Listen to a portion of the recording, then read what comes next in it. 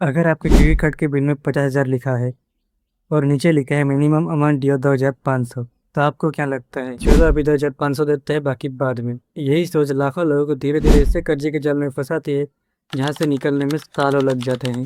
आज मैं आपको बताऊंगा कि मिनिमम अमाउंट ड्यू आखिर होता क्या है, बैंक इससे कैसे कमाई करती है और कैसे आपकी एक छोटी सी गलती आपके हजारों रुपए डुबा सकती है। सबसे पहले एक बात समझिए, मिनिमम अमाउंट ड्यू का मतलब बिल्कुल ये नहीं है कि आपका बिल खत्म हो गया है। ये सिर्फ इतना होता है कि बैंक आपको डिफॉल्ट होने से बचा रहा है। यानी बैंक कह रहा है पूरे पैसे मत दो, थोड़े से दे दो। सुनने में ये सुविधा लगती है, लेकिन यही से शुरू होता है असली खेल।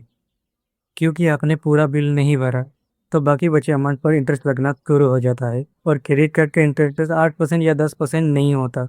कई कार्ड्स में साल के 35% से 45% भी हो सकता है। यानी जितना आप देर करोगे, उतना आपका पैसा या इंटरेस्ट बढ़ता जाएगा। चलो इसे एक आसानी एग्जाम्पल से समझते हैं।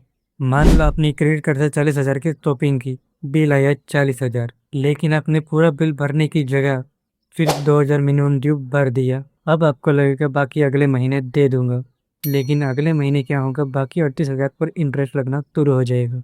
अगर आपने फिर पूरा पेमेंट नहीं किया, तो अगले महीने इंटरेस्ट पर भी इंटरेस्ट लगना शुरू हो जाता है। धीरे धीरे 40,000 का कर्ज 45,000, 50,000 या उससे भी ज़्यादा बन सकता है। यानी आपने जितनी भी शॉपिंग की थी उससे भी ज़्यादा पैसा वापस देना पड़ सकता है। अब सवाल आता है, इससे लोगों का नुकसान होता है तो bank minimum amount due option देते ही क्यों है? सीधी सी बात है, यही से उनकी सबसे बड़ी कमाई होती है। अगर हर महीने कस्टमर पूरा बिल भर दे तो बैंक को इंटरेस्ट ही नहीं मिलेगा, लेकिन जैसे ही कोई कस्टमर मिनिमम अमाउंट ड्यू भरता है, इंटरेस्ट शुरू, फाइनेंशियल स्ट्रेस शुरू और बैंक की कमाई भी शुरू। इसलिए याद रखिए, मिनिमम अमाउंट ड्यू कोई गिफ्ट नहीं है, ये सिर्फ आपको डिफॉल्ट से बचाता है, डेप्थ नहीं। तो अब सवाल ये आता है, गलती करने से कैसे बचे? 3 आसान रूल याद रखिए। रूल नंबर 1 है, हमेशा कोशिश करो कि क्रेडिट कार्ड का बिल ड्यू डेट से पहले भर दो। रूल नंबर 2 है, अगर पूरा पेमेंट करना मुश्किल है तो क्रेडिट कार्ड से नई शॉपिंग बिल्कुल मत करना, पहले पुराना बिल खत्म करो। रूल नंबर 3 है, क्रेडिट कार्ड को एक्स्ट्रा इनकम मत समझो, ये सिर्फ पेमेंट का एक तरीका है। जितना खर्च सकते हैं उतना ही सेव कीजिए।